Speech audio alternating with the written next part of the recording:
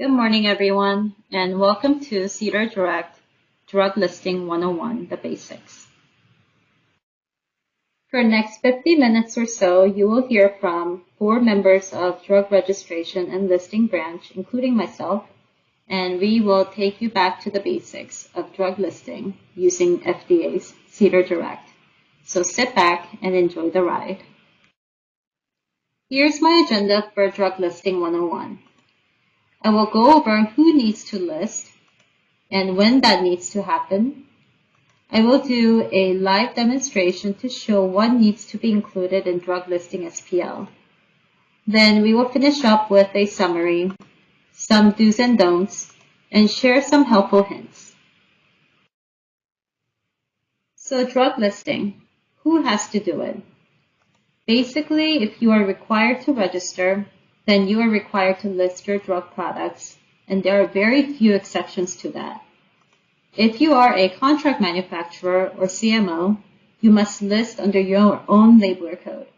So with regards to CMOs who manufactures for a private label distributor or PLDs, such as your CVS, Target, or Walgreens, since PLDs don't participate in the manufacturing process and they are exempted from registration, CMOs who make drugs for them will have to list under CMO's labeler code, and then they also have to list under PLD's labeler code.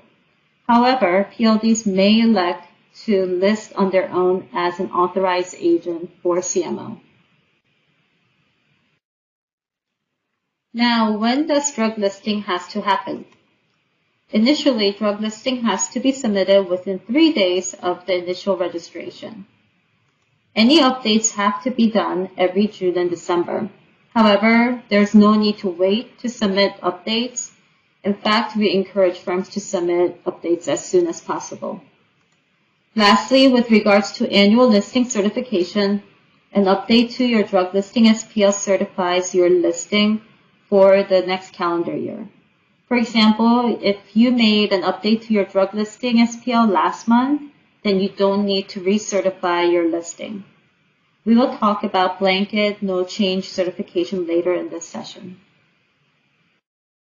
Now I'm going to start the live demonstration on how to submit a drug listing SPL using CDER Direct. I am going to log in to CDER Direct.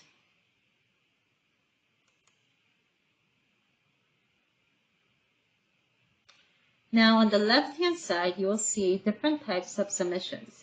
For listing, you will select product listing and certification. And if for some reason, if you don't have the submission type, then you can click on Add Submission Type in blue here. And you can select different submission types available from the list shown below. So you can click on any of these. And since I already have product listing, I am going to cancel out of here and select product listing and certification again. And then I'm going to select create a new upload file. For this live demo, we are going to create a new product listing. From the drop-down menu, under SPL document type, we are going to select human prescription drug label, and then hit continue. This will generate product listing file with some fields pre-populated, as you see here. And you are basically completing each field on this form. As you can see, document type is pre-populated as human prescription drug label. Set ID is also generated, and this is an ID that is linked to this listing, and it must remain the same throughout the life of the listing. Root ID is specific to this version. So you see right here, version number 1. So as you update the version, root ID changes as well. Although not required, you can give this listing a title so that you can easily identify it. So we are going to call this listing Forever Young Elixir. So if you save this as draft, you can see the listing title is represented right here, Forever Young Elixir. So I'm going to go back into this draft listing and start filling out the blanks here. Next section is labeler details. Here you will include name and DUNS of the labeler or whoever is marketing the drug. So we will say this drug is marketed by Forever Young Incorporated. And then we're going to make up a 9-digit DUNS number.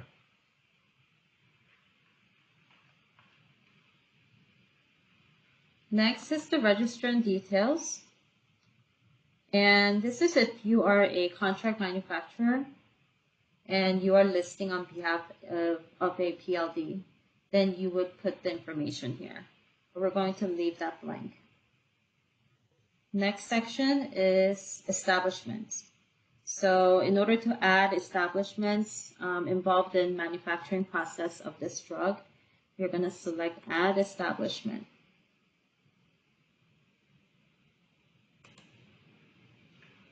Then under establishment details, you're going to fill in the blanks. You're going to enter the establishment name, and we'll just call an establishment Canada manufacturer. And then you are going to include the establishment DUNS number. Say 2, 3, 4, 5, 6, 7.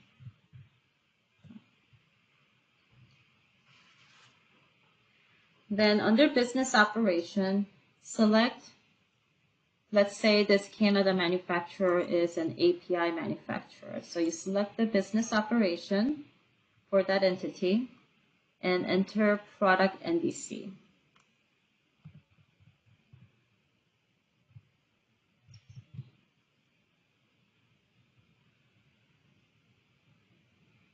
If you want to keep this business relationship information confidential, then you can select this confidential box right here. So you can add, now that you included one establishment, this API manufacturer, I can save this establishment. And you can now see that under establishments, I have Canada manufacturer included.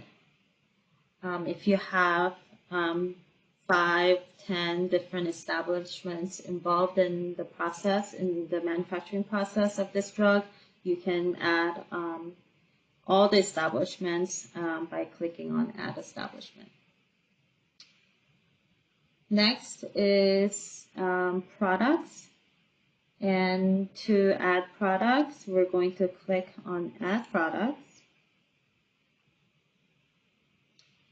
And under Product Data Elements, you can include the Ndc number of the product code. And we assigned 1, 2, 3, 4, 5, 6, 7, 8.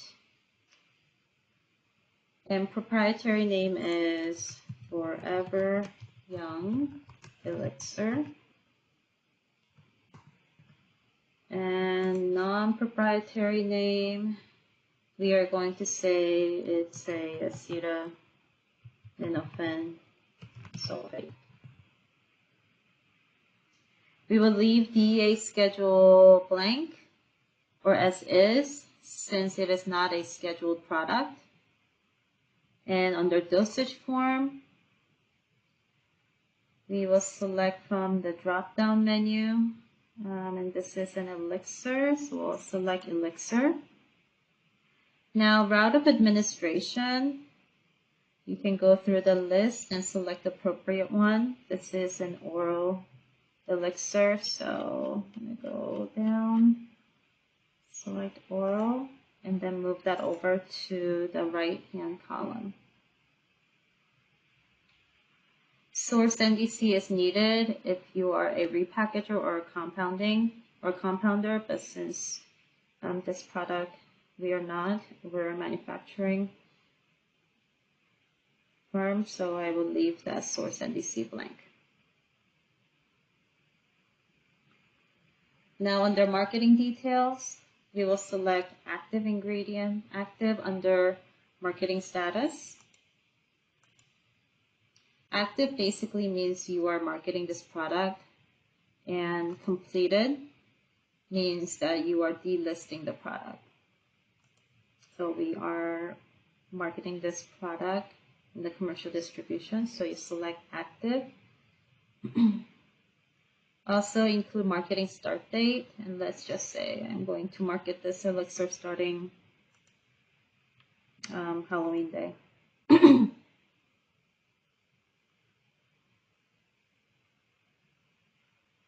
Okay, then the next is marketing category.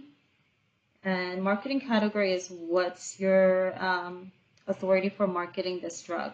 So let's say I have submitted a NDA for this product, and I select NDA,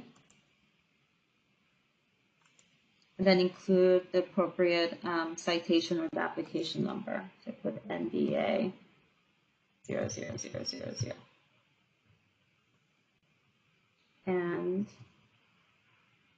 moving on to next section, it's the ingredients. So in order to add ingredient, you click on Add Ingredient tab.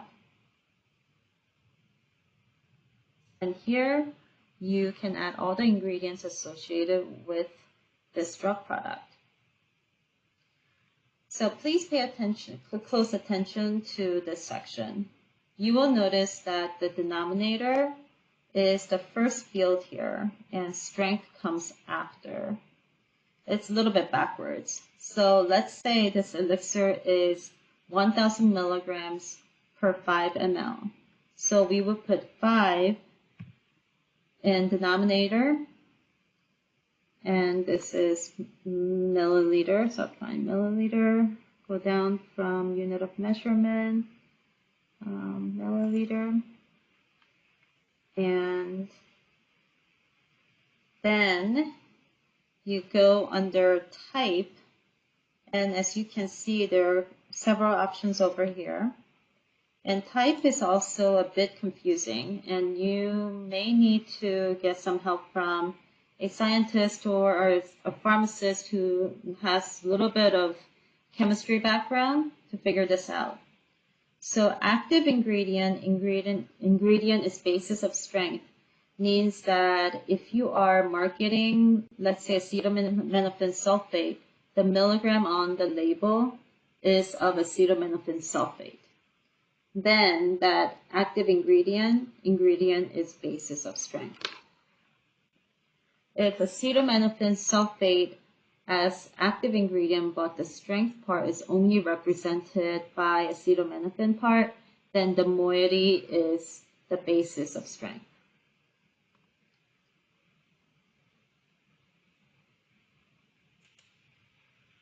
So here we're saying the active ingredient moiety is basis of strength. We're going to include the active ingredient, which is acetaminophen sulfate, and the strength was 1,000 milligrams.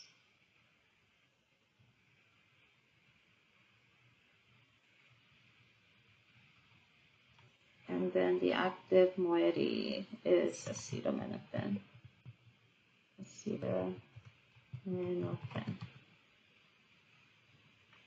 Like that.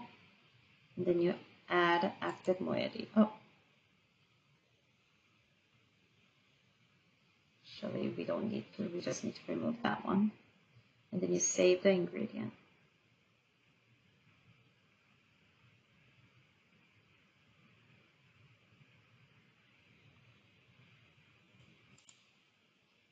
Now you can see that acetaminophen sulfate has been included as one of the ingredients. So if you have multiple ingredients, you can just follow the same process and add all the ingredients. Now the next section is product image, and product image part is only for solid oral dosage forms like tablets. So if you want to upload an image of a tablet, you can do so here. But since my product is an elixir liquid, so I do not have to upload any images here. Now the next section is characteristics. So here you can include physical characteristics of your product. So once again, click on Add Characteristics. And since this is an elixir, we're going to choose the color of the liquid. Elixir as, we'll go with orange. And then save that characteristic. Since it's a liquid, it has some sort of flavor to it, so we're going to add flavoring. And we'll say it's a orange banana flavored elixir. And save that characteristics as well.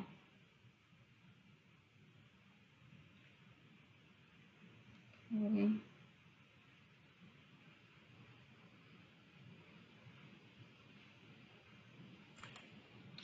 I also want to bring your attention to one thing under characteristics. If this was a solid dosage form like a tablet, if you toggle over this right here, you'll see that solid dosage forms have validation in place. So below 4 characteristics should be present. So for solid dosage form, you have to include these characteristics or you will fail validation. So I just wanted to show you that. Okay, I'm going to return back.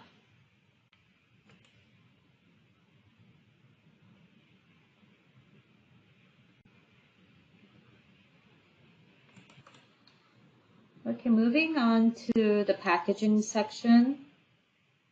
So you can add different packages here. And here you can actually include full 10-digit Ndc. So here we're going to say 5, 6, 7, 8,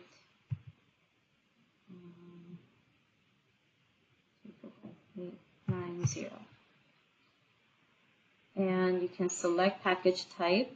Just say this is a glass bottle, and it comes in a bottle of 120 milliliters.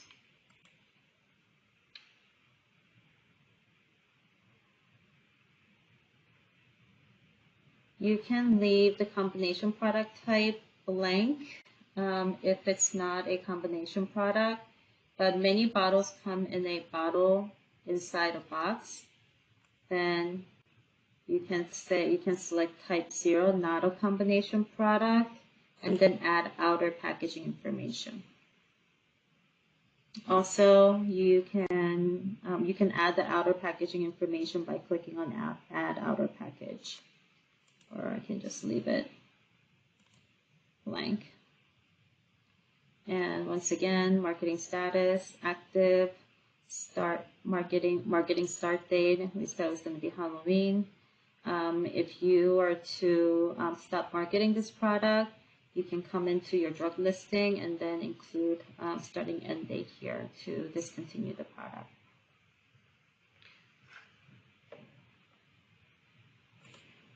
Okay, so once you have done that, you can save package. And then you can see the packaging information here, the end.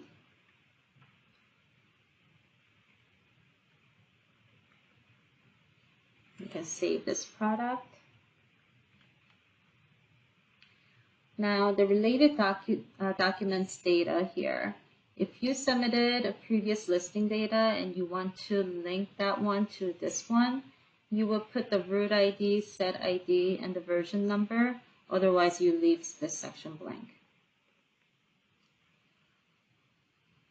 Okay, so the last part of drug listing is including the content of labeling. And unfortunately, with content of labeling at this time, you have to add each section, like section by section. And there isn't a way to upload the entire content of labeling as a single PDF. So you just follow your package insert information that you have and then start adding them here section by section. So here you click on Add Section, and then you can select from the drop-down menu. There are all these different content of labeling sections available here. Let's just say the box warning section, and you can put effective date as of Halloween, and then you can give it a title, warning. And then if you save that section, it will show you how that comes up.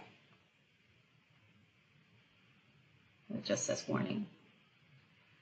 You can also add your JPEG file of a representative sample of your labeling. And one thing you have to do before is that you have to upload the image of your content of labeling or your carton label. So you can choose the file of your the image that you like to upload.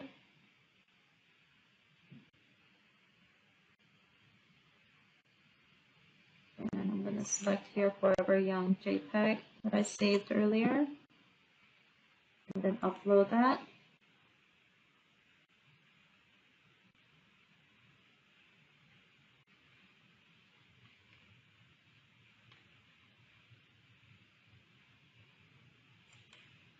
Okay, it's taking some time. Hold on for a second.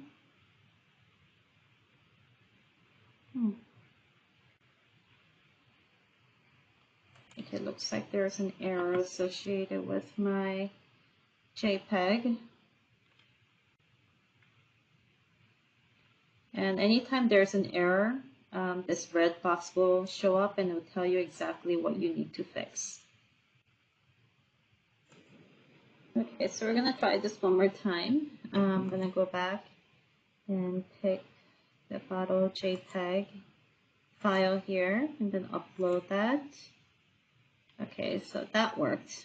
So now you see my carton label image of Forever Young Elixir. So I'm going to go back and continue building the content of labeling. And I'm going to include package label principal display panel. Package label display panel. And then select appropriate date. And then I'm going to select this icon right here in order to upload the carton label. And then the image, I can say select that, Forever Young Elixir, say okay. And then now the carton label, image is included, embedded under package label principal display panel, and then save this section.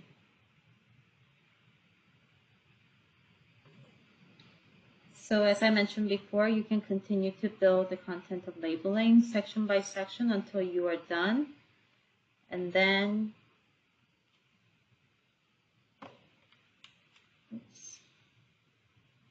return back to content of labeling. We have these two sections added. Return back.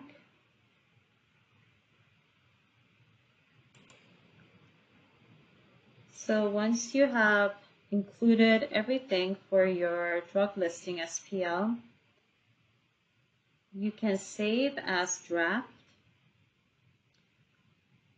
or you can save and validate.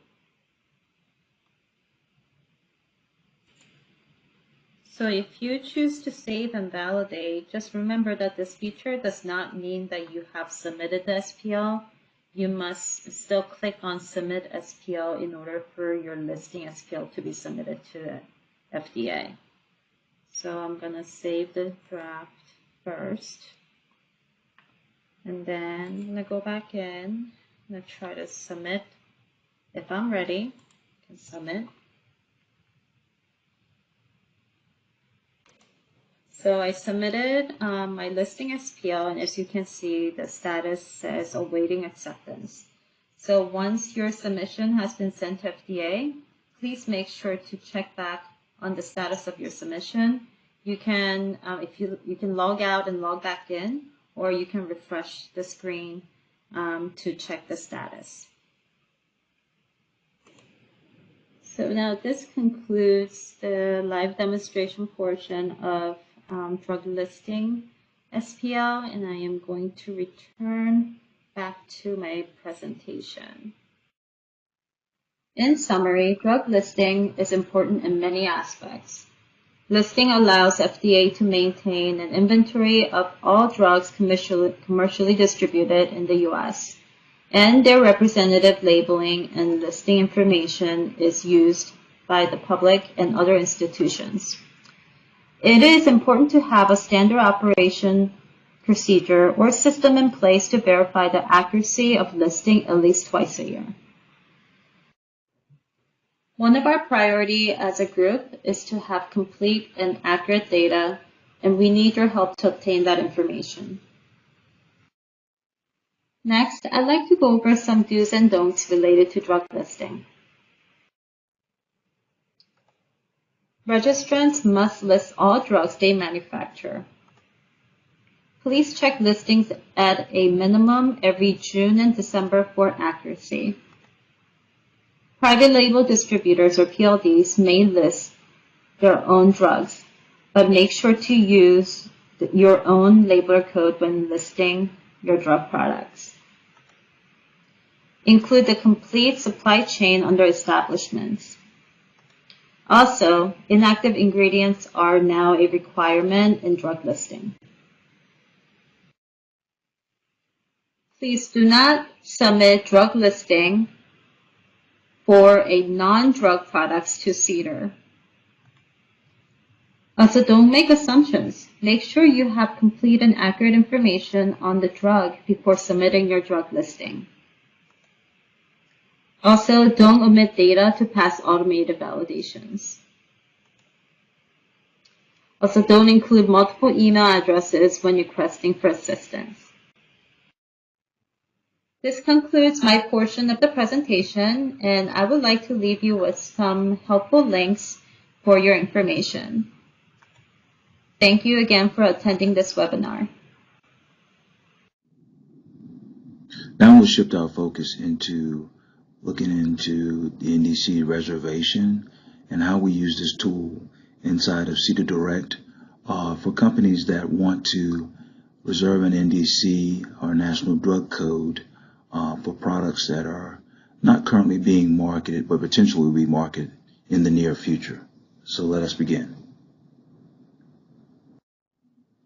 So here's a brief overview of what we'll be discussing in the next few slides. First, we'll go over the benefits of an Ndc reservation, who should reserve an Ndc, and when should that reservation be used, and then also a brief demo of the actual fields that are required in CDER Direct to complete the Ndc reservation. Now let's talk specifically about the benefits of the Ndc reservation for companies that are participating in pre-launch activities, whether that be printing labels or gathering further information on a specific product. The Ndc reservation would be a great tool to use to facilitate in the assignment of that Ndc. And then once that submission has been accepted, the proposed Ndc can be reserved up to 2 years, and it will not be used for another drug product.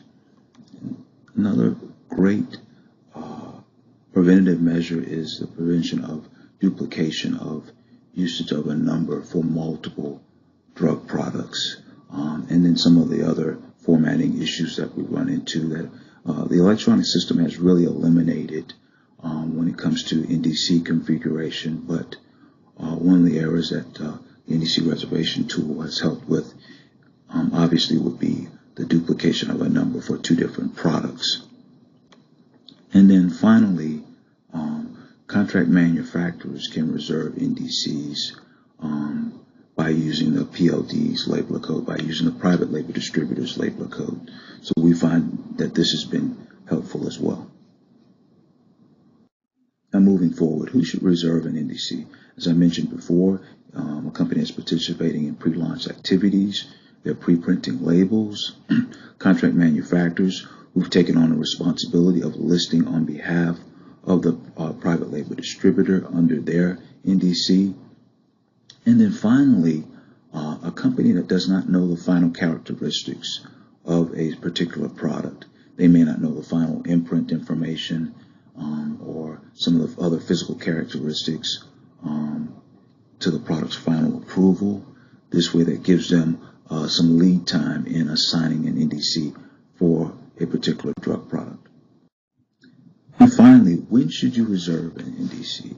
At what juncture should you initiate this? Obviously, if the NDC appears on the labeling for a particular product prior to the final printing of labeling, of approval labeling for a particular drug product, we've run into an issue, and many firms can attest to this, wherein they've printed the wrong NDC on a product, have several labels that they cannot use simply because either that NDC belongs to another product and or it is in the wrong NDC configuration. And the reservation is not required prior to the actual listing submission. So, you don't have to just simply reserve an NDC, but it's a good tool to use if you're uncertain of the final product and some of the issues going forward, the final labeling for a particular product. And then finally, firms should not reserve an NDC if the commercial distribution date is beyond 2 years. So the commercial distribution date needs to be within 2 years if you're going to use the Ndc Reservation tool. Here's some of the key facts or key factors when using the Ndc Reservation. The labeler code that the firm is going to use has to be electronically signed and submitted to the FDA. It cannot be an arbitrary labeler code. It has to be one that's been assigned by the agency. And then also the data elements that are required are obviously the labeler codes, the labeler's name, the labeler's DUNS, and what we refer to as the Ndc prod code, which is encompassed of that assigned labeler code by the FDA and the product number for that particular drug substance. The non-proprietary drug name, dosage form, the marketing status, the reserved until date, and then finally one active ingredient or component. And here are more key factors. Ndc under a specific labeler code, you can reserve multiple NDCs, but it has to be under that same reservation file. Once that has been accepted, the proposed NDC is reserved. So once our validation or our system has accepted, that NDC is set aside, and it cannot be used, obviously, for another product or for another reservation. Now, the reservation is at the product level. We do not go down to the packaging level. So the only two segments of the NDC that are required is that Ndc prod code, which is encompassed of the labeler code and the product number for that individual. And then beyond that, in the prior slide, I talked about the 5 elements. No additional information is required for that particular product to complete the Ndc reservation file. So the marketing status, once that file has been executed or validated in our system, marketing status in the system will read either new or reserved. To convert a Ndc Reservation SPL to a listing SPL, keep in mind those are 2 different files. The marketing status from that perspective has to be changed from reserved or new to active. And then once an Ndc reservation, an Ndc is reserved, is no longer needed, then it can simply be canceled. So that Ndc, if it has not been assigned to a full-blown listing, can be used once again once it has been canceled. And the way that it is canceled is merely by changing that marketing status from reserve status to canceled status. And please keep in mind that the Ndc reservation runs solely on that effective date. So once you're canceling an Ndc, the effective date of that cancellation is the submission date. And that reserved Ndc will not be available for a listing or for another reservation for obvious reasons. And then a reserved Ndc cannot be submitted as an Ndc which has already been used. So you cannot use a reserved Ndc for a full-blown submission. To turn a full-blown reservation into a listing, you have to change that actual status. And then also add the remaining listing requirements or listing elements required to become a full-blown listing.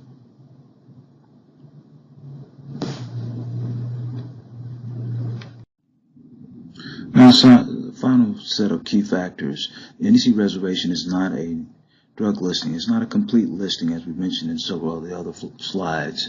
Limited data elements are required for this file. You have to update the listing file further and add more to it to turn a Ndc reservation file into a complete listing. And keep in mind that an Ndc reservation file is not required. It's not a prior or prerequisite for a complete listing. Because those files are limited in their data, the Ndc reservation files are not public or not published on public directories, such as the Ndc directory nor DailyMed.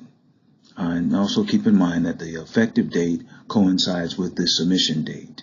And that submission date, from that submission date, that Ndc reservation will be set aside for up to 2 years.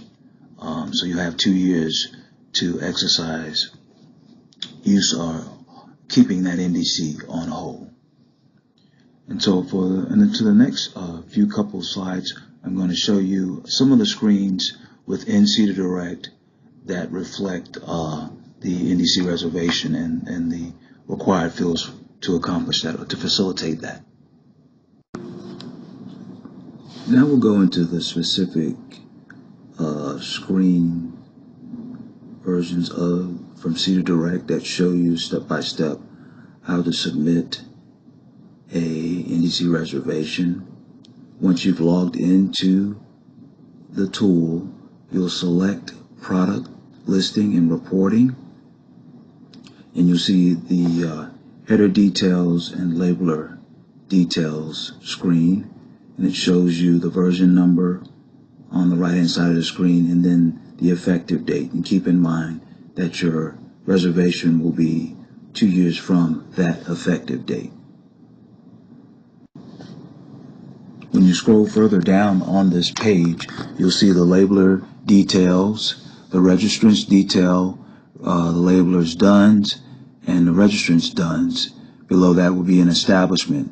Keep in mind the establishment information does not need to be entered. From this page, we're going to click on Add Products, and we'll move on to the next step in the reservation process.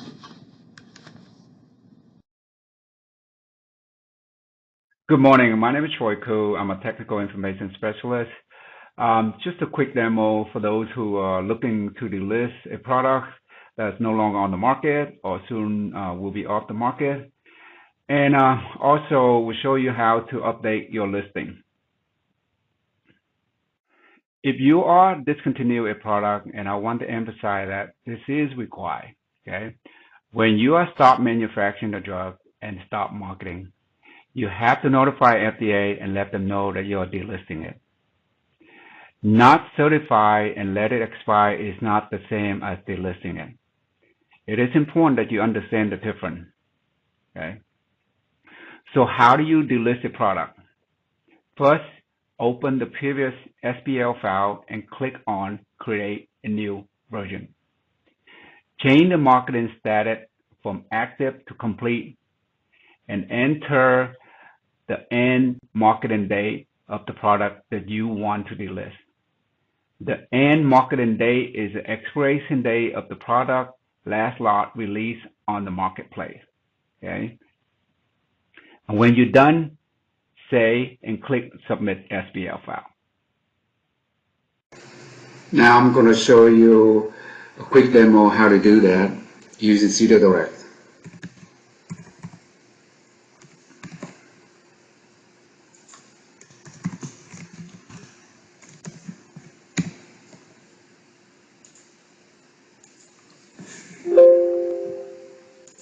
First, I'm going to pick the product that I want to delist.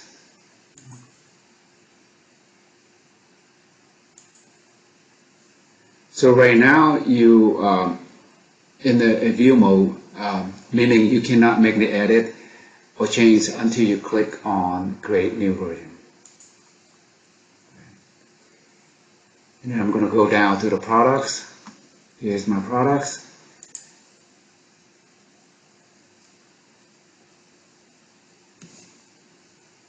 Since I'm delisting it, the only thing I will change is my marketing status from active to complete. And then I have to enter the end marketing end date.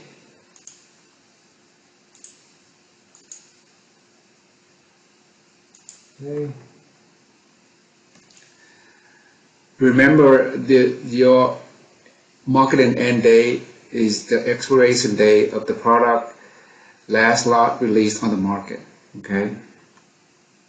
When I'm done, so hit Save Products,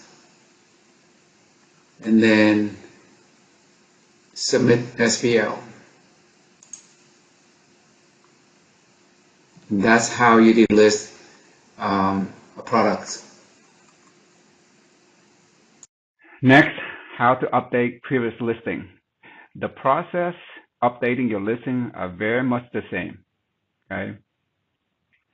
You will open the previous SBL file and create a new version, and do not change the roof ID or the set ID, because the set ID stay with that listing throughout the life of that listing.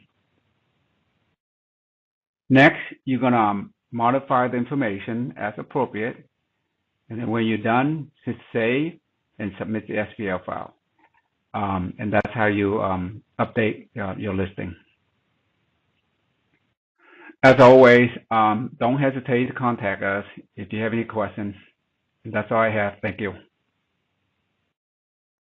Hello, everyone. This is Regie Samuel. I'm back here with you again to talk to you about the annual certification of drug product listings using the blanket no changes certification. So who must certify and when? Well, the legal responsibility for submitting the product listings lies with the registered establishment. So certification of those listings is also the responsibility of the registered establishments. However, private label distributors, or PLDs, can choose to submit the data directly on behalf of themselves as well. SPL submissions for product listing certification will only be accepted during the annual listing certification period, which is October 1 through December 31. So you can't try to submit a blanket no changes certification of product listing outside of those dates. It will only be accessible and accepted during the certification period, which is October 1 through December 31. Now, what must be certified? Remember that the blanket no changes certification of product listing is only for product listings. So every active listing on file that has not been updated within the current calendar year must be certified that no changes have occurred in order to remain active for the following year. So what you're certifying are the listings. This isn't, when you submit a blanket no changes certification, it has nothing to do with an establishment re-registration. This is only affecting the listings of products. So what happens to an uncertified product? Any NDC product code that has not been updated during the calendar year, or if it has not been certified during the October to December renewal period, will be considered expired on January 1st of the following year. And as such, those expired listings will be removed or notated in the Ndc directory and the unfinished drug download files. Finally, the only way to reinstate an expired listing is to submit an updated product listing SPL. Meaning, if you have an expired listing, you have to access that product listing SPL, create a new version of it, verify all the information is correct, and submit that updated listing. And I'll touch more on that as we get onto the actual no changes certification. Let's get on to that. We will go ahead and start the live demo that you can see on CDER Direct of submitting a blanket no changes certification. So once I've logged into my CDER Direct account here, I'm going to go ahead and click on Product Listing and Certification under Submissions. Click on Create New /Upload File. Click on the first radio button, which is to create a new product listing or certification using a blank form. And once I do that, you'll get a drop-down menu that now appears to allow you to select the particular document type you want to create. In this case, we want to create the blanket no changes certification of product listing. I'll click that and click Continue. Now the blanket no changes certification form will appear here. We want to make it clear when we have things in red or an asterisk here. Go ahead and take a look at it, read it. We get a lot of people trying to submit blanket no changes certification in order to re-register their establishment, but as is clearly said here, that this blanket no changes certification is intended to certify drug listing files only. The blanket no changes certification does not affect establishment registration files. Please keep that in mind. So as always, you'll have the header details here, which will be filled out for you. The set ID, root ID, version number, and effective date will automatically be populated for you. So you can go ahead and skip that section and come down here to the authorized agent details. Here, if you didn't know what that is, again, you click on a field, the field name here, and it'll tell you enter the 9-digit DUNS number for the authorized agent submitting the information. I am the one submitting this information for my firm, and the information I have associated with my CDER Direct account is the same information I would enter here. So I can click this radio button and it will pre-populate the fields for me based on the information associated with my CDER Direct account. If the information that you want to enter is different than what is in your CDER Direct account, you can just go ahead and type it in manually. Now we come down here to the labeler section. I'm going to click on Add Labeler, and here's where I will enter the labeler code of my firm, of the products I want to certify. And I'll click Add. Once I do that, the information regarding my firm labeler code will appear here. Along with that, I'll have establishment information. This establishment information is appearing because my product listing file associated with this labeler code listed this establishment in the establishment section of the product listing. And if that establishment was marked as confidential in the product listing, it would not appear here automatically unless I had created that product listing SPL file within my own CDER Direct account. And then in that case, we will show confidential establishment information. If that product listing SPL file was not submitted via your own this CDER Direct account, then the establishment information would not appear. And what I would have to do in that case is click on Add Establishment and manually enter the establishment DUNS of the firm that I want to, the firm's products of whom I need to certify. In this case, it came up for me because it wasn't marked as confidential. And what I'll do, and what often people do, is as soon as they do this and they get happy and they want to quickly do their certification, they click on Show Products. And what happens is nothing appears, and you're just wondering, what is going on? How come none of my products are showing up? And so you send us a frantic email asking, the form is not working, why is my products not appearing? Well, what you just actually, all you needed to do is make sure that once you've selected, once you've added the labeler, that you actually select the establishment for which you want to show the products for. So once I click on this checkbox here and then click Show Products, then my products will appear that are associated with that particular establishment. Now we come to this page and you'll see that I have nothing to click here. And many people, they want to click a checkbox. Once they see it, you just want to mark it off. You have those to-do lists and you want to make sure you check it. And in this case, you can't. And you're very upset about it. And you want to be able to certify these products, but the CDER Direct form is not allowing you to. Well, the reason for that is because the status of all of these products are current. And because they're current, it means that the listing data for this product is current, and it was either submitted or revised in the current calendar year. Therefore, here it is, no certification is needed. And in that case, you're good to go. You don't have to submit this product, the no changes certification for product listing, because all your products that appear here are current. And then in that case, you're fine and you don't need to submit this form. Well, what about those that don't have this happen in their case? How will the form appear? And for that, let's go back to my presentation outside of this live demo. So let's say you don't have all your listings as current status like we had in the previous example. And after entering your labeler code and clicking on Show Products, you came to a page that would look like this in your blanket no changes certification. And in it, you're going to then look at this area where it says status. That's really the key to know whether a product can be certified or it cannot. And the status that you're going to only be able to certify is one that has a status of uncertified. And that's why you'll see towards the left of product NDC for the ones that are uncertified, there's an open checkbox. You can click on that checkbox, and when you do, you're stating that the information associated with this particular product NDC is the same, and I'm certifying that there's no changes. And if that's the case, you would then click on Save Update after clicking that checkbox, and then submitting the SPL. At that point, when the submission returns a submission accepted, the product NDCs for which you clicked the checkbox would then be certified and would be current through 12/31 of the following calendar year. But the other statuses are really important to keep in mind as well. You can see the information as to what each of the status indications mean.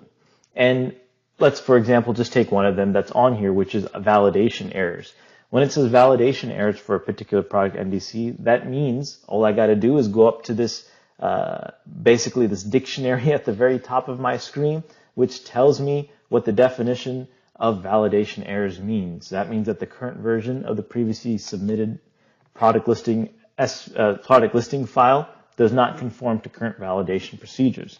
So I need to then access the previously submitted product listing SPL file and make sure that it is up to date and conforming to current validation procedures. And once I submit that product listing SPL and it is now conforming to current validation procedures, once I've submitted it and it's been accepted, I don't then need to come and submit a blanket no changes certification SPL. That update of that product listing SPL is my certification in that case. And the same goes for if I had the status of inactivated or expired. Those are statuses for which a blanket no changes certification cannot be used to certify the product. What you would have to do is access the full product listing SPL, create a new version of the full product listing SPL, ensure or update that the information is correct, and then submit the full SPL. And once you do submit the full SPL and it's returned as submission accepted, you've certified any product or products in that listing as you have certified them. In that case, they're current through 12/31 of the next calendar year. You don't then need to come back and submit a blanket no changes certification for an SPL you had just, a product listing SPL you had just submitted. So keep track of that and look at this status information to really know what each of those statuses mean. Thank you for keeping your drug listings up to date. We hope that using the blanket no changes certification will be an easy way for you to certify your many product listings between October 1 and December 31.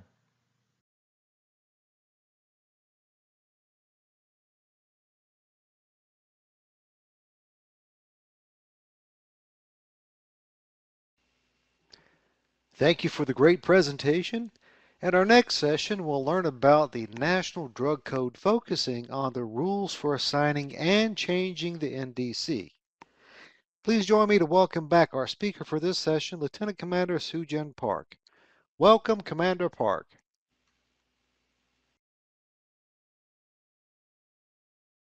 I'd like to welcome everyone back to our next session, and thank you for making the decision to join me again. This time, I would like to take you through the world of National Drug Code, also known as NDC. Now, we are going to play the NDC version of Where's Waldo. So, where do we find NDCs? As healthcare providers, consumers, as parents and guardians. Oh, we see NDCs everywhere. So today, I'm going to talk about the National Drug Code, or NDC, some misconceptions of NDCs, assignment of a new NDCs, when and which segments need to be changed, and we're going to talk about future of NDC and close out the session with some Q&As. So what is National Drug Code? Currently, drug products are identified and reported using a unique 10-digit, 3-segmented number. This is called the National Drug Code, most often referred to as the NDC number. The NDC serves as the FDA's identifier for drugs, and FDA publishes the listed NDC numbers in the NDC directory, which is updated daily. It is important to mention that the inclusion in the NDC directory does not indicate that FDA has verified information provided by the labeler, and assignment of an NDC number does not in any way denote FDA approval of the product.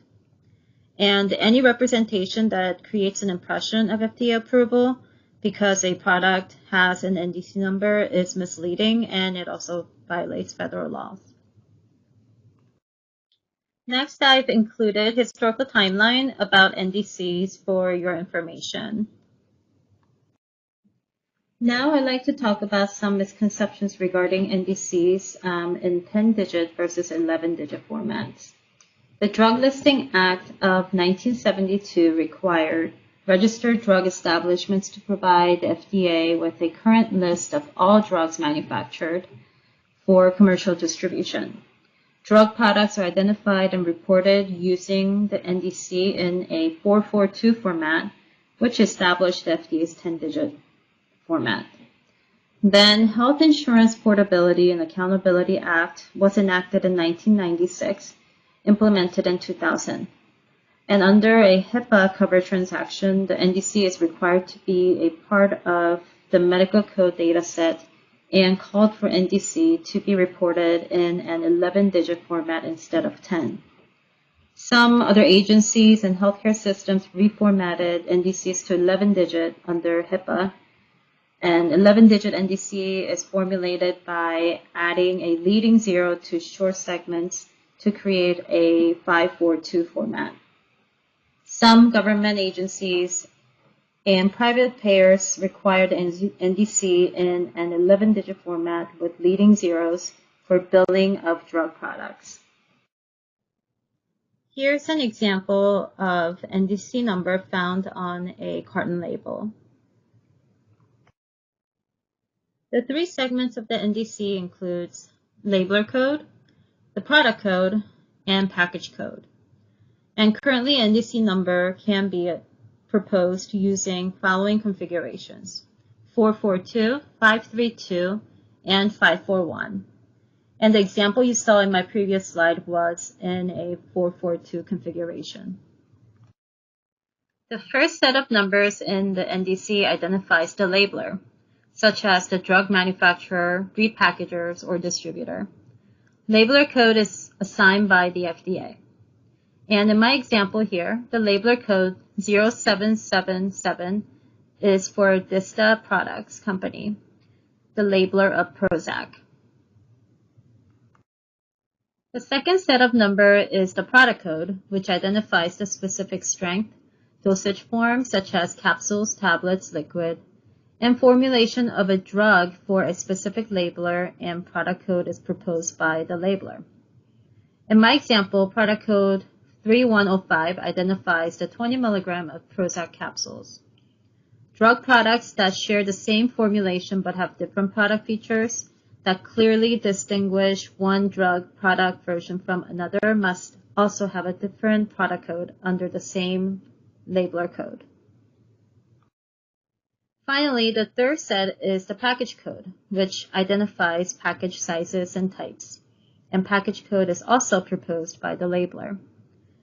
Looking at my example, package code 02 for this bottle of Prozac identifies that 100 capsules are in a bottle. So what changes require a new NDC? A new product code is required after the drug is initially marketed when there is a change to following information: the drug's established name or proprietary name, API or the strength of any API, dosage form, a change in the drug status between prescription and non-prescription, or for animal drugs between prescription, non-prescription, or veterinary feed directive or VFD status, a change in the drug's intended use between human and animal, or a change in drugs' characteristics such as size, shape, color, code and print, flavor, and scoring, if any. When should you propose a new package code? When there is a change only to the package size or type. For example, here you see that there are 3 different package sizes listed for metoprolol 50 mg extended release tablets.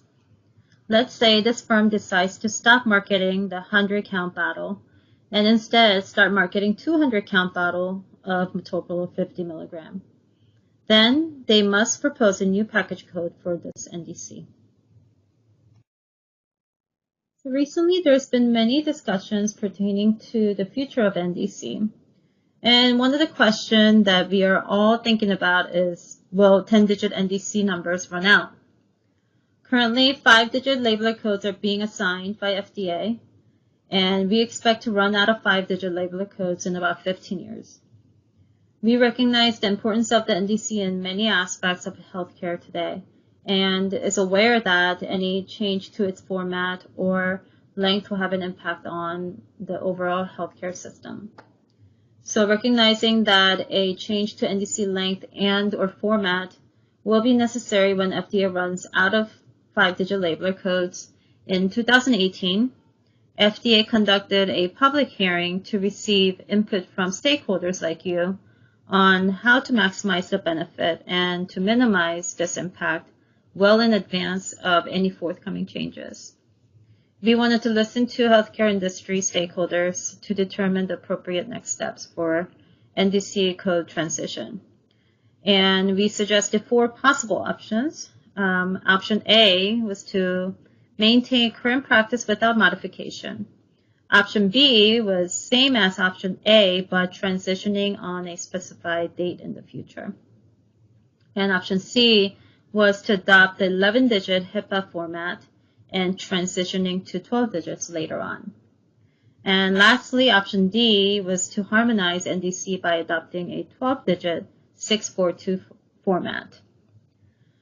So every day we have new manufacturers and labelers registering with FDA and in which to put drug products into commercial distribution, which means that we are exhausting 5-digit labeler codes rapidly. There's still so much work to be done, and we remain proactive and continue to collaborate with stakeholders to achieve best possible actions for the future. Okay, now we have just a few more slides to go in this session. And here's a screenshot of the Ndc mobile app that can go with you wherever you go. It has some cool features, so I hope you check it out. Finally, this concludes my presentation on Ndc, and we will take questions at the next Q&A session. Thank you.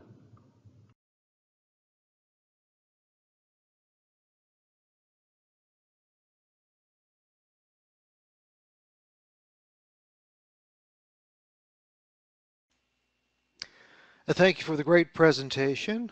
Moving into our next session, we'll present on 503B Human Drug Compounding Outsourcing Facility Registration and Product Reporting. For this session, we'll be welcoming back our previous speaker, Troy Koo. Following this presentation, we'll transition into our Q&A panel composed of previous speakers, which includes, but may not be limited to, Regie, Vikas, Troy, David, and Puii. And also joining us on the Q&A panel, it's our pleasure to welcome Oscar Batista, who is the Acting Senior Advisor with the Office of Compounding Quality and Compliance. Welcome to our presenter for this session, Mr. Koo.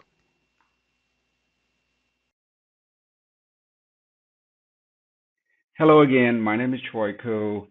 In this section, I'm going to talk about the 503B compound product reporting using CDER Direct. So let's take a look at the overview. I will go through the regulatory requirement for the 503B outsourcing facility registration and product reporting. Do a quick demonstration of outsourcing facility registration and product reporting submission using CDER Direct, and go over a few common errors, provide a summary, and some helpful 503B related resources.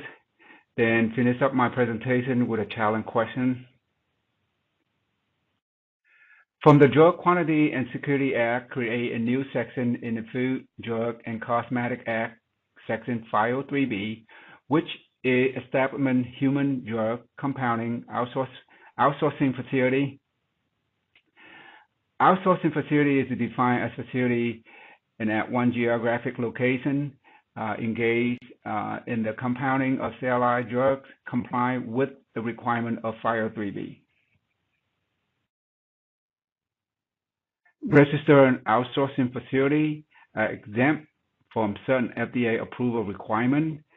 Cross-state compound are also exempted from certain labeling requirements, but they are not exempt from CGMP requirements. Now on the product reporting side, it is the product reporting and not drug listing because there are some important differences. When an outsourcer registers, they must submit an initial product report of all the products they compounded. Then after that, begin next June or December, whichever comes first, they have to submit a report of all the products they compound in the previous 6 months. So unlike listing, what they are manufacturing now versus product reporting is that what did I make in the past 6 months? So for the June reporting, they are submitting a product they compound from December to May, and from December reporting period, they reporting product compounded between June to November. So what included in the product reporting? Active ingredient and the strength of active ingredient per unit, an Ndc source drugs or bulk active ingredient, dosage form and route of administration, packet description, number of individual units produced, Finally, if an outsourced facility assigns an NDC number of the final product, they can report that as well. Now let's move on to the fun part.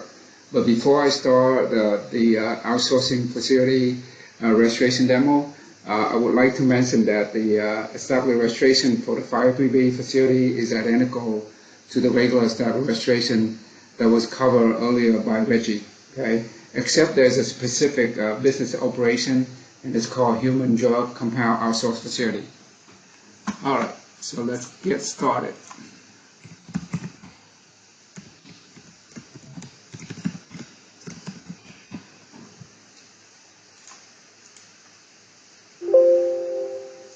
Okay, so to get started, you want to select Established Registration, and then simply click on Create New, and then create New Establishment Registration using a blank form. Continue, and then for the document type, Establishment Registration. So since Regie went through this step by step earlier, I don't want to waste any more of your time, so I'm not going to fill out any of these. I'm just going to go straight to Add Establishment. And then from here, you see where the business operation is. Click on the drop-down menu, and then you want to select the Human Drug Compounding Outsourcing Facility. And then for the qualifier, there are 6 different options here. You pick whichever one that fits your company. So for this demo, I'm just going to select this one here. The good thing about this is, if you make a mistake, you can always go back and change it anytime. Okay. Now that I'm done, you hit Save Establishment. And then you want to select Save and Validate. You want to use this feature because it's faster, and it will tell you if there any information that you missed. If not, it'll come back and tell you that the submission is ready. If that's the case, go ahead and hit Submit SBL, and then you're done. And that's how you submit a outsourcing facility registration. Now, moving on, I will walk you through the process of completing product reporting using CDER Direct. You probably tired of seeing this screen by now, but in order to get started, let's click on a product listing certification. Simply click on New and Upload. There's 2 options. If you have an existing SBL file that you would like to use, then you would select the bottom option. But for this demo, I'm going to select the top one, Create New Products. For the document type, I'm going to select Human Compound Drug Label. Continue. I would like to bring the attention to this reporting periods box here, which is specifically to the product reporting SBL only. So from the drop down, you can select the appropriate reporting periods for your submission. And for this purpose of my demo, I'm going to select 2021, the second reporting period. Next is established information. You have to provide the established name and the 9-digit DUNS number. So I'm just going to make one up here.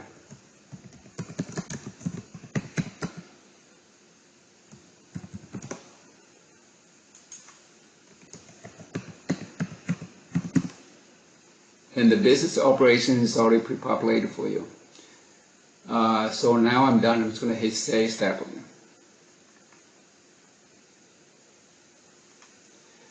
The most intensive part of the product reporting SBL is the product data element section.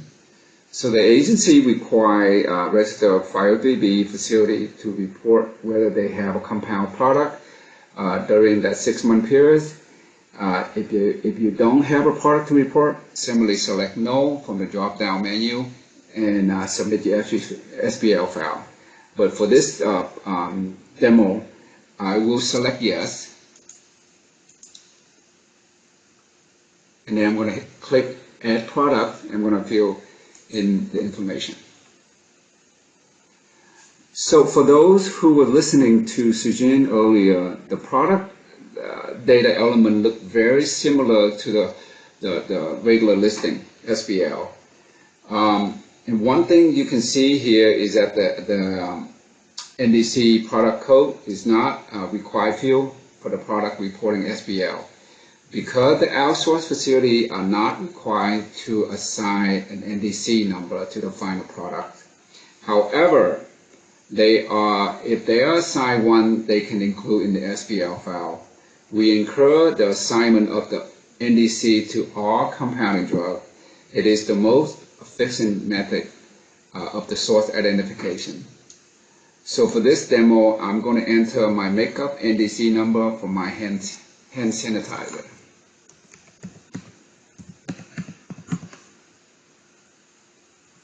And product name is going to be sanitizer.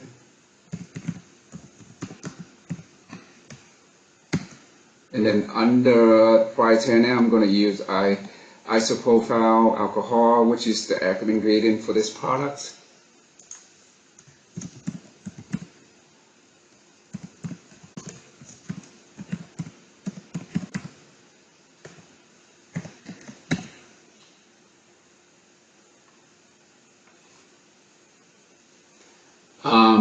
If the DEA schedule applies to the product you're working on, then you will have to select the appropriate one. But for this demo, I'm going to skip it. Dosage form, it's going to be liquid.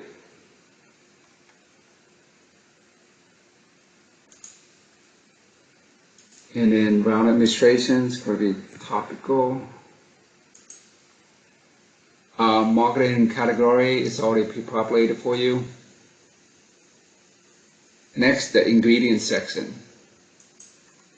In here, you will enter all the active ingredient for your compound products.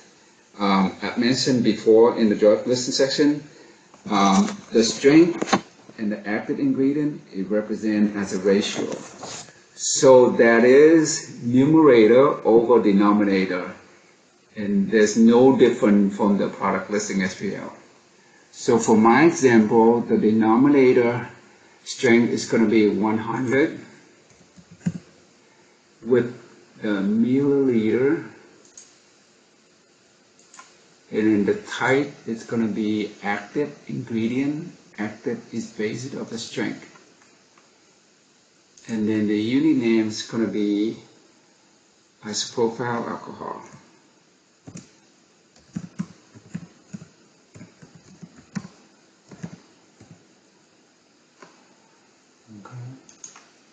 And then the strength is going to be 75, and the unit of measure is going to be ml,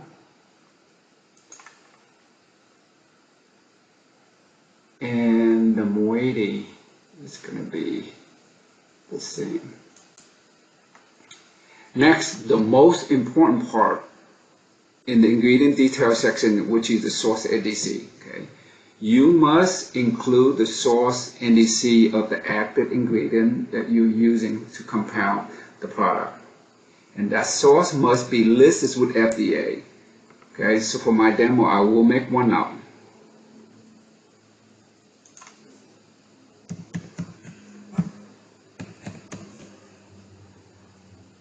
Now, when I'm done, I'm just going to hit Save Ingredient.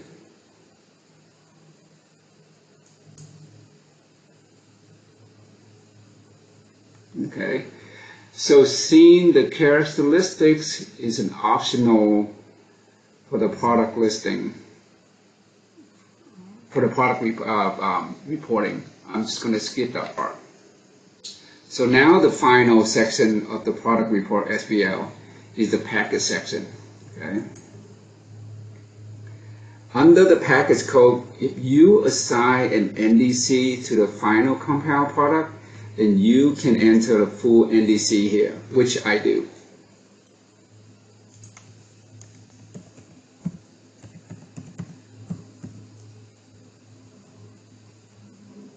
And the packet type is going to be, let's see, I'm just going to select bottle pump. And the quantity is going to be, let's say, 500. And the unit of measure, again, is going to be ml.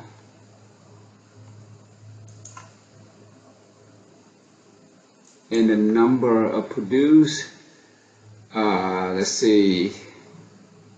I know that report 25,000 notes for the compound, so I'm going to use 25,000. Okay, now that I'm done, I'm going to say package. Okay.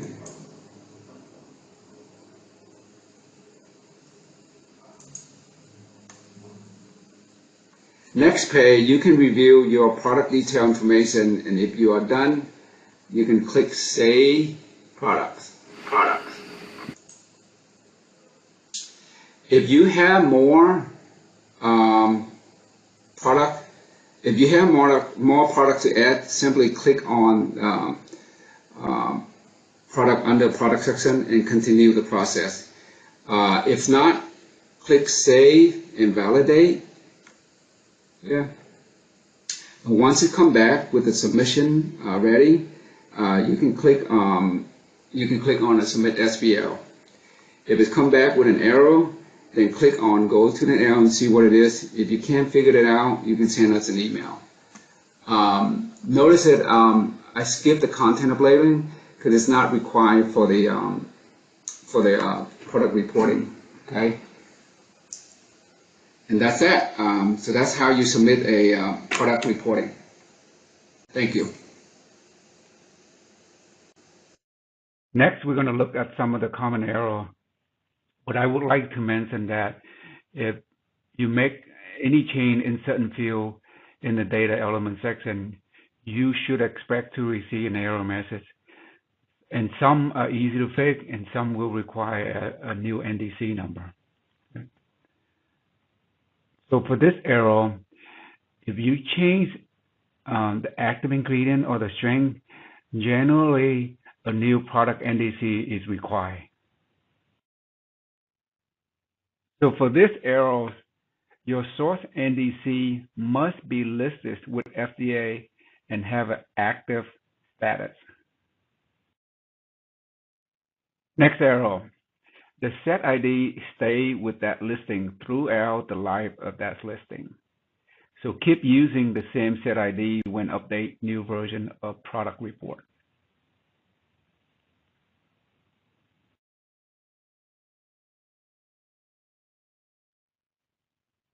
Last but not least, if you're changing the product name, you must change the product NDC as well. Now in the summary, registered 503B facility are required to submit product reporting in June and December. The source NDC is required for all source drug ingredients. Please do prepare ahead of time to get the source NDC and verify the listing status of your source NDC. Use of the NDC is the most efficient method of source identification. We encourage you to assign product NDC to all compounding drugs. One label code is used for all product compound at the same location, and firms should assign different product and package code within the rules for assigning the NDC to ensure differentiation between drugs. Each qualified active ingredient source provides a unique drug listing. Product NDC is an optional for 503B. Products with the same formulation but different active ingredient, source must have a different product NDC. Unique final product NDC might help to improve quantity consistency, risk evaluation, and targeted response. Change to the active ingredient sources may result in product supply chain, performance, risk, or quantity differences. Reporting system accept different quantities for source NDC change. Last but not least, a compound drug that use more than one source for its active ingredient should be reported separately for each ingredient source and provide a specific number of the packets produced from that source. As promised, the next few slides are some helpful resources. Let's go over them quickly. There are links to the Drug Quantity Security Act and also guidance for industry on the product reporting submission and the data files for unfinished drugs. Link to how to submit electronic drug registration and listing, instruction, and the links to Human Drug Compound website, and as well as 503B Compound Dashboard. If you want to find out an outsourcer currently registered, you can check the information on the dashboard. And a link to the data file for unfinished drugs. So this next link is a new database. It is a searchable of the product report by the register 503B outsourcing facility. Okay, and the database actually contained the information reported to the FDA within the last 2 years. So that is the last 4 reporting period. Okay, this information may be used to identify outsourcing staff have producing certain drugs.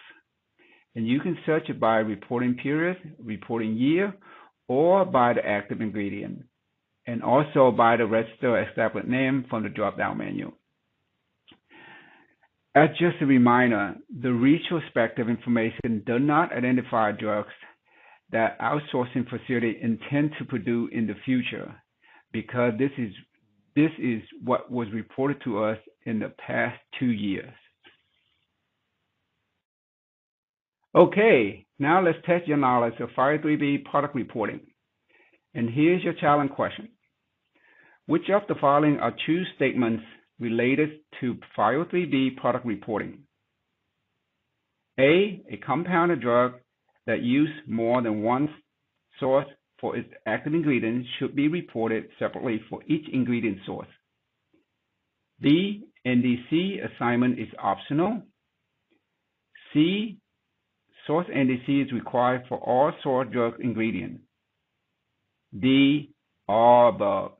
I will give you 10 seconds.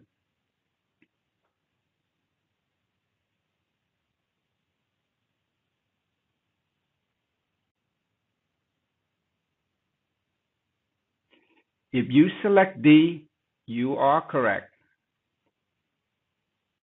As always, if you have any questions, please don't hesitate to reach out to us. Thank you.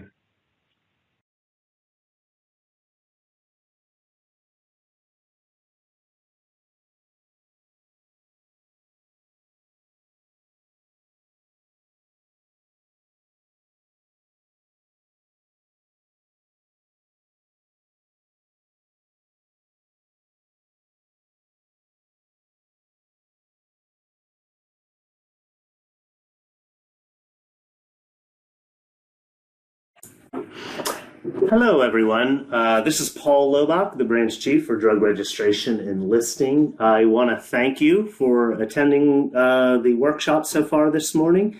We are now going to take a few minutes here, up until about 20 minutes total, up until 12:30 Eastern Standard Time, or Eastern Daylight Time, excuse me, to answer the questions. As you can imagine, and as many of you saw in the Q&A panel, we received more than 220, now 230 plus questions. We obviously cannot answer all of those. We wish we could. We wish we had all the time in the world, but we cannot. But I just want to address a little bit about some of these questions and what we will and won't answer. A lot of these questions did not have much to do with registration and listing. They had to do with other types of submissions, like NDA and ANDA submissions in the 356H. For those, I suggest if you have specific questions on those types of submissions, contact the review division for that drug application. There are lots of similar and related questions asking variations is the same thing. I will try to identify those and cue you in if we don't pick your particularly worded question. Please know that we're hoping to answer a whole swath of questions at once.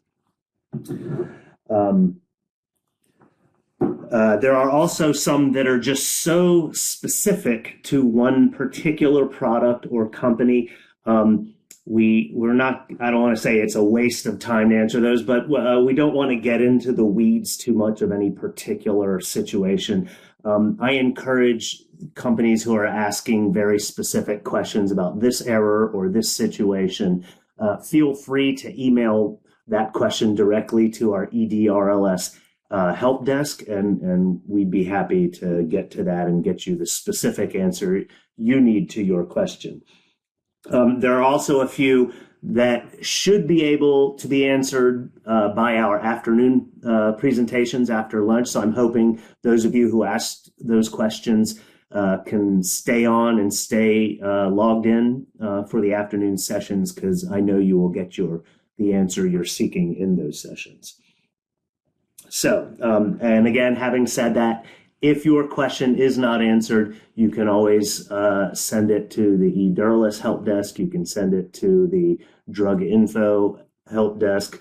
There are also other help desks for the SPL office and the CDER Direct technical help desk. So again, if you don't get it answered today, we will answer it if you send it to us individually. Okay, diving right in, the questions generally follow the order of the presentations. We have most of our presenters from this morning. Unfortunately, Lieutenant Commander Soo Jin Park and Don Duggan were not able to join us live for the Q&A. All the sessions, as you probably have figured out, were pre-recorded.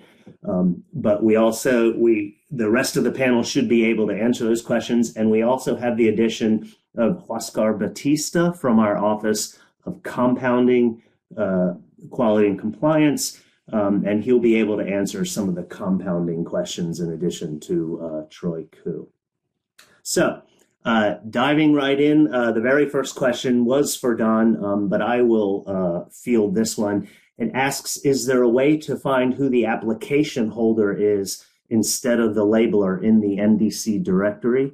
And the answer is no, not in the Ndc directory, but you can look up, if you look up the particular application number, the NDA number, ANDA number at drugs@FDA, it does identify the application holder for every approved application.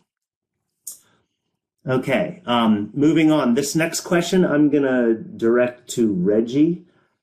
So Regie, be ready to unmute your speaker there. Why are many facilities not available or not able to be seen on the establishment registration site?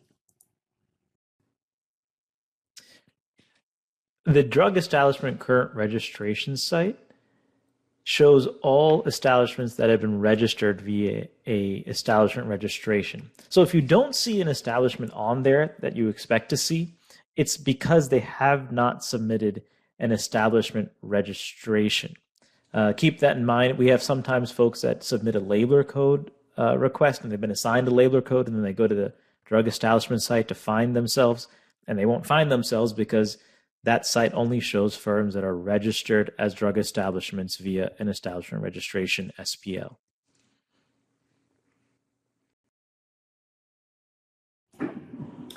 Thank you. And now, actually, Regie, I'll register. Regie, I will keep you up on this and ask the next one of you. And this goes towards who has to do the registering? Who is submitting this data to us? Is it the sponsor? Is it the U.S. agent? Is it the registrant? Is it the private label distributor or virtual manufacturer who must submit all this data? Who does the actual submitting of registration? And I will say that we got literally 24 or more questions related to this. So what's the responsibility here, and who needs to submit it? Great question. Yeah, the responsibility to register lies with the establishment itself. But we do find that, again, this is a business decision. If you would like your agent to submit that information, or you'd like the private labeler distributor to submit that information, that's up to your businesses. It's not a requirement in terms of CDER Direct that will stop a firm from submitting it because they're not the actual establishment, if that makes sense. So the responsibility does lie with the establishment to ensure that it is registered, but if it chooses to use a third party to submit that registration, that's entirely up to the firm.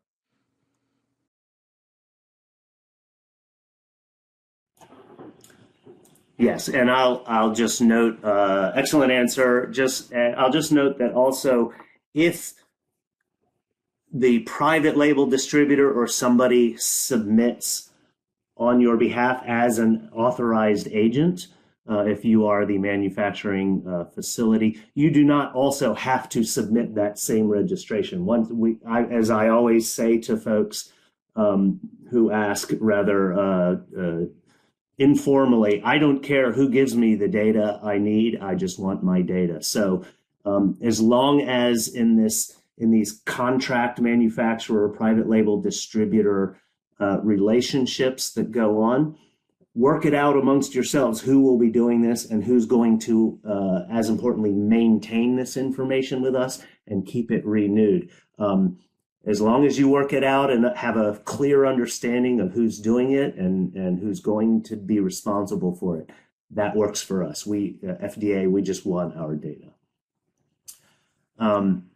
This next question, Troy, I'm going to ask you to come off mute in a second. And this is that we had a slew of questions asking about, do we have to use CDER Direct because that's all we're focusing on here in this workshop? Can we still use ESG, and what's the difference? So you have, well, first of all, thank you, Paul. You can use any tool that you're comfortable with. We don't care how you submit it. As long as you submit it the correct way, it's fine, either ESG or CDER Direct.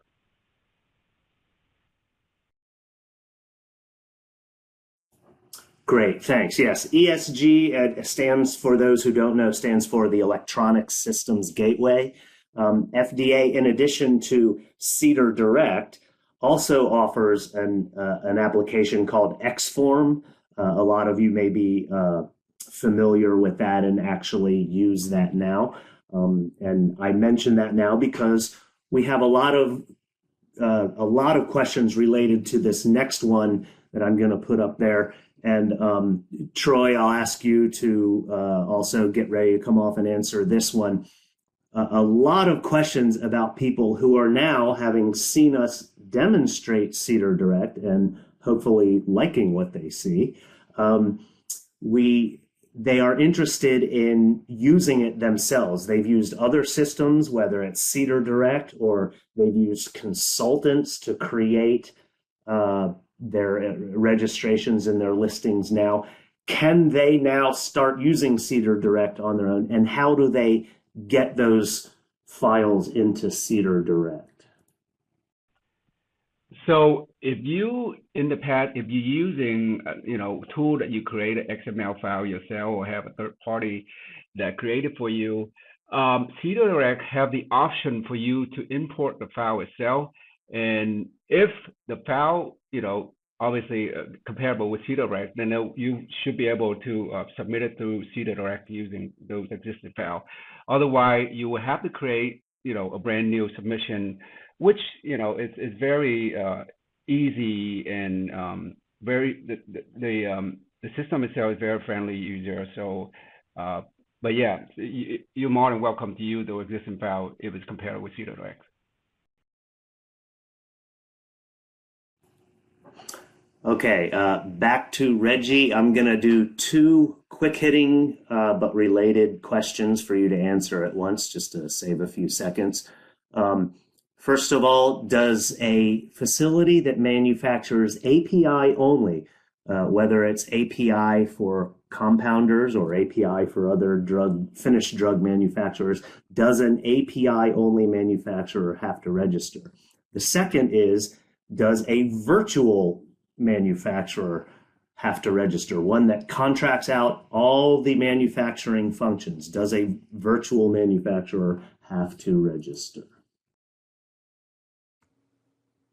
So to the first question regarding the API manufacturer, yes, you must register as a drug establishment.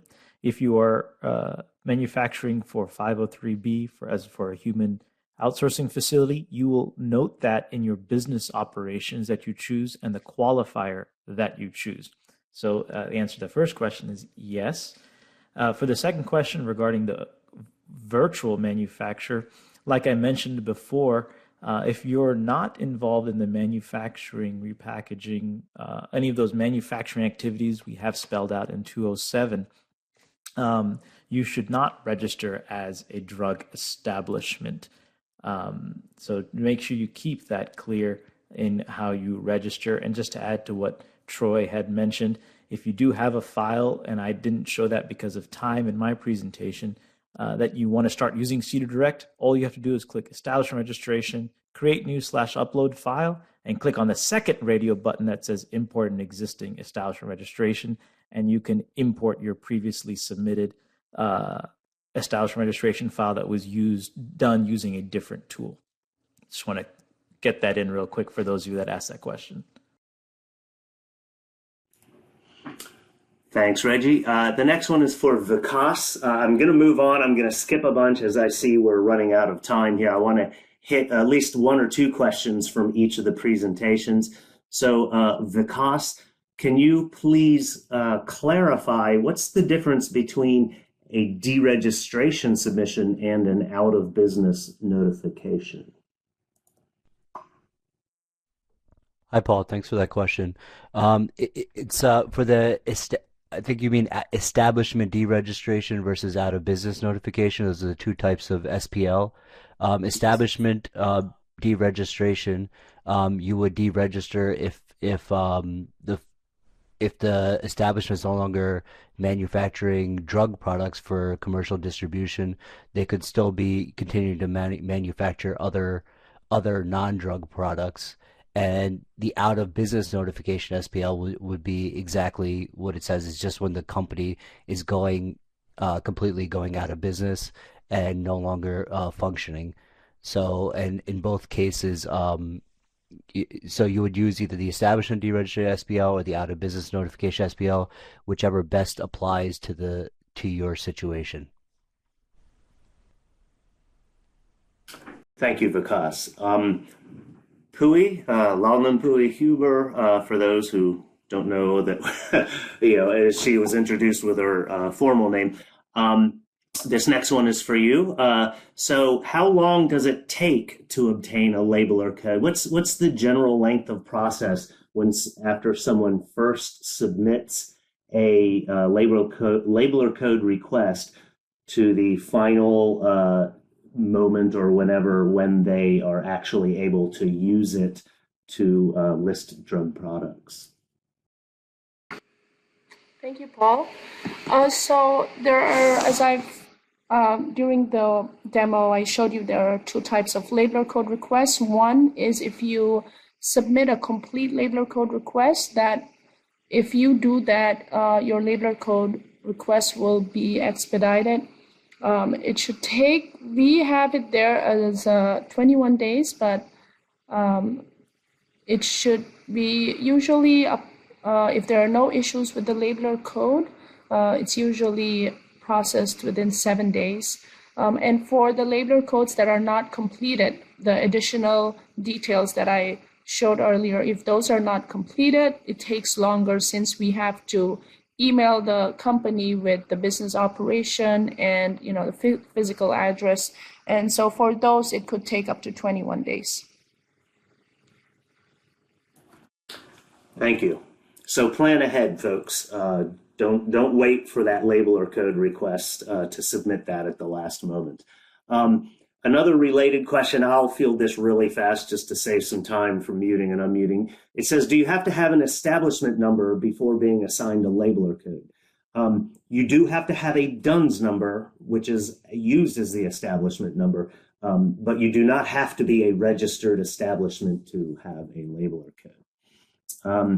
Troy, I'm going to ask you to come back on for the next question. And it's about, it was directed originally towards Soo Jin. It's about Ndc reuse. It says, is it possible to reuse an old inactivated package code that was assigned to a different kind of package, for example, a carton instead of a tube? The answer is no. If it's already assigned by another product, you will have to assign another product packet Ndc number.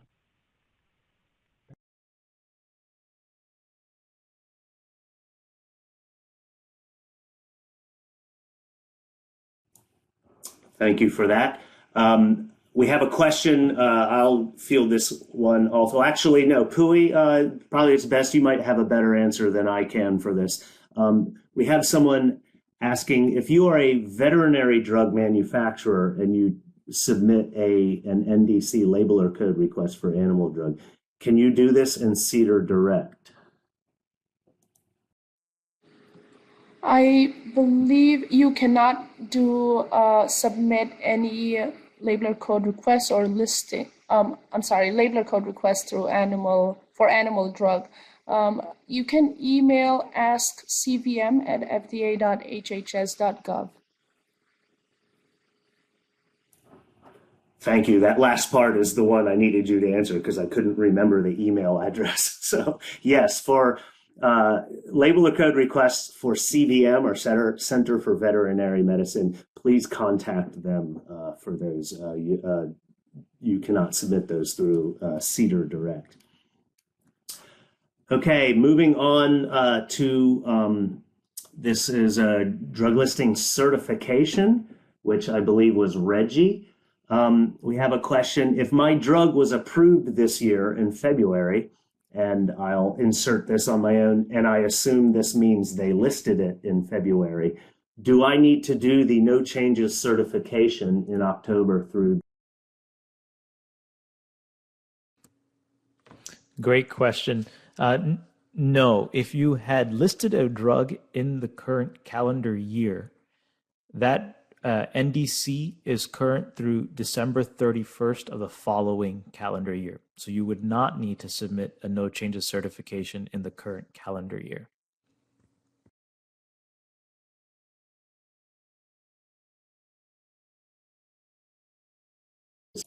All right, this next one, I see we're running out of time here. I just want to get in a couple of questions for our compounding expert, Mr. Huascar Batista.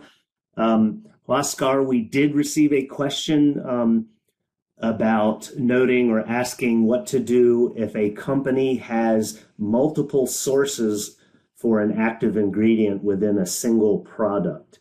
What is the recommendation there? They used to be able to identify multiple source NDCs.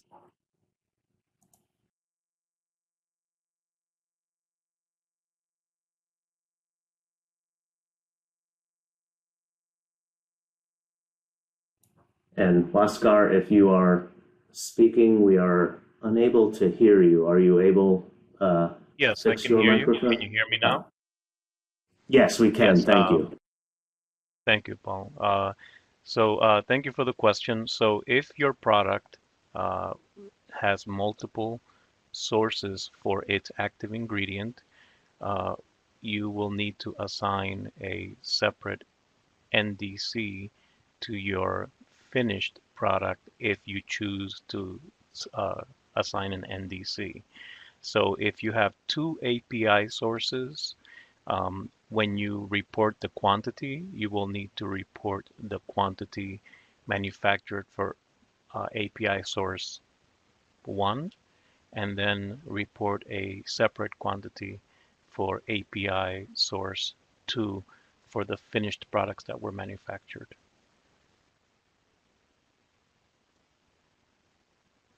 Thank you. Thank you, Huascar. And I see we are out of time. We're going to try and keep to this schedule, but I'm going to do one last, hopefully very quick-hitting question, and this one's for David Mazyck on his presentation. David, it says, does an active pharmaceutical ingredient or drug substance need to create and reserve an NDC first prior to listing?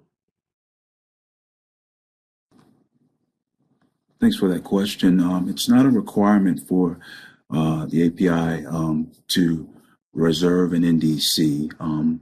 It's solely for companies that wish to reserve an NDC for unmarketed products that are not currently being marketed. You have up to 2 years to reserve that NDC. Great, thank you. That's it for this morning Q&A. Again, stay tuned. We have an even longer period of time this afternoon. We hope to, we'll get to the afternoon questions, but if we have leftover time, we can come back and answer some of the ones that